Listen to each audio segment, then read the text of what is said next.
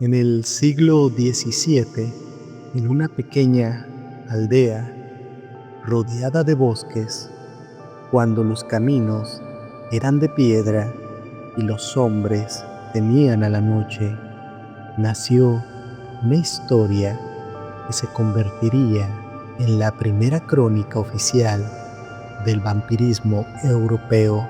Su protagonista fue Jure Krando Alilovic, un campesino de la región de Istria, en la actual Croacia, cuya muerte no puso fin a su vida, sino que marcó el inicio de una de las leyendas más espeluznantes de todos los tiempos.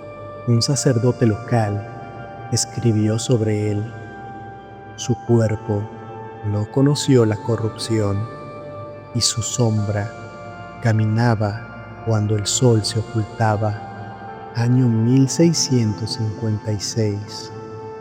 El pueblo de Gringa, en Istria, era una comunidad humilde de leñadores, pastores y campesinos.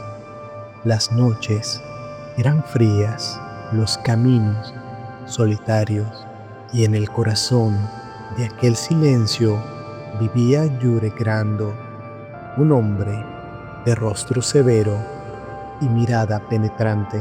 Nadie lo conocía bien. Se decía que era un hombre huraño, que hablaba poco y que pasaba largas horas solo entre los árboles. Algunos afirmaban que había hecho un pacto con fuerzas oscuras, otros que tenía el don de sanar o de maldecir. Pero lo cierto es que cuando murió de una misteriosa fiebre, el pueblo se sintió aliviado. Nadie imaginó que, con su muerte, comenzaría el verdadero horror. Poco después de su entierro, comenzaron los rumores. Las mujeres decían oír pasos sobre los techos. Los perros aullaban mirando la nada. Y cada noche alguien aseguraba haber visto a Jure Krando caminando por el camino principal, cubierto con su capa vieja, su rostro pálido como la cera y su sonrisa torcida, imposible, más allá de lo humano. El sacerdote del pueblo, Padre Giorgio, fue el primero en notar algo más. Cada vez que alguien afirmaba haber visto al difunto, una persona del pueblo moría poco después. Los aldeanos comenzaron a encerrarse antes del anochecer. Los hombres colocaban crucifijos en las puertas y colgaban ajos en las ventanas, pero nada funcionaba, porque el vampiro, como ya lo llamaban, no se alimentaba siempre de sangre. A veces simplemente se detenía frente a las casas y golpeaba 3 veces. Quien escuchaba esos 3 golpes moría en menos de una semana. Dicen que su esposa fue una de las primeras víctimas. Aseguró que durante varias noches Jure se desapareció. Se acostó junto a ella y respiró sobre su cuello. La mujer envejeció de golpe y murió pocos días después. El terror se apoderó del pueblo. El alcalde reunió a 9 hombres armados con estacas y herramientas. El sacerdote les dio su bendición y los acompañó hasta el cementerio, donde el cuerpo de Jure Krando llevaba enterrado más de 16 años. Era una noche de luna roja. El viento arrastraba los rezos y los hombres cavaban temblando con las manos heladas por el miedo. Cuando finalmente abrieron la tumba, lo que encontraron los marcó de por vida. El ataúd estaba intacto y dentro, Yure Grando parecía dormido. Su piel estaba tersa, sus mejillas sonrosadas. No olía a muerte, sino a algo más denso, como hierro caliente y humedad. El sacerdote levantó su crucifijo y ordenó abrir el ataúd. En ese momento, el cuerpo de Yure abrió los ojos y sonrió. Un grito desgarró el silencio. Uno de los hombres cayó al suelo, otros retrocedieron y el sacerdote comenzó a recitar oraciones entre sollozos. Intentaron clavarle una estaca en el corazón, pero la madera rebotó, como si el cuerpo fuera de piedra. Durante horas intentaron sin éxito destruirlo. Finalmente, el líder del grupo, Milo Petrovic, tomó un hacha y gritó: «Si no muere con la cruz, morirá con el hierro». Con un solo golpe, le cortó la cabeza y del cuello brotó un chorro de sangre oscura y caliente. El cuerpo gimió, dicen, como si exhalara su último aliento humano.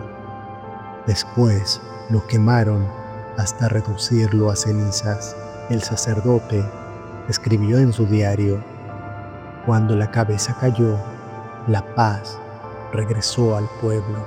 Durante años, Gringa volvió a la normalidad, pero el miedo nunca desapareció del todo. Aún décadas después, los ancianos aseguraban ver una figura en los caminos, una sombra encorvada que caminaba hacia el cementerio y se desvanecía al amanecer. Y así, el nombre de Yure Grando pasó a la historia como el primer vampiro documentado oficialmente. El emperador Leopoldo I recibió el informe y lo envió a la iglesia, que lo clasificó como caso de posesión demoníaca post-mortem.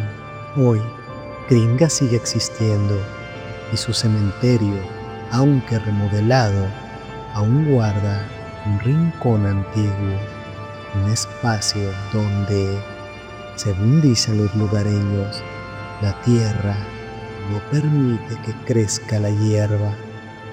Cada año, algunos visitantes aseguran escuchar un suspiro entre los árboles y una figura que se mueve entre las lápidas, vestida de negro, con el rostro blanco como la cal y una sonrisa torcida. Dicen que cuando te acercas demasiado, el aire se vuelve pesado y puedes oler hierro y tierra húmeda. El mismo olor que, según los aldeanos, acompañó al vampiro durante siglos. Lo más inquietante de la historia de Yure Grando no es lo que se escribió sobre él, sino lo que vino después. Porque, tras su ejecución, casos similares comenzaron a surgir por toda Europa. Arnold Paul de Serbia, Petar Blagojevic en Hungría y decenas de aldeas que hablaron de muertos que caminaban. ¿Y si el primero no fue una leyenda? ¿Y si lo que encontraron en Gringa fue el origen de una plaga que viajó por generaciones? Dicen que el alma de los vampiros antiguos nunca descansa del todo, que cuando alguien menciona su nombre bajo la luna, la tierra tiembla suavemente como si algo se moviera debajo. Así que, si alguna vez visitas Istria y decides caminar por Kirga de noche, recuerda no pronunciar en voz alta su nombre, porque en esa tierra vieja el viento todavía susurra entre lápidas. Yure Grando, el primer vampiro de la historia, o quizás el único que jamás se fue.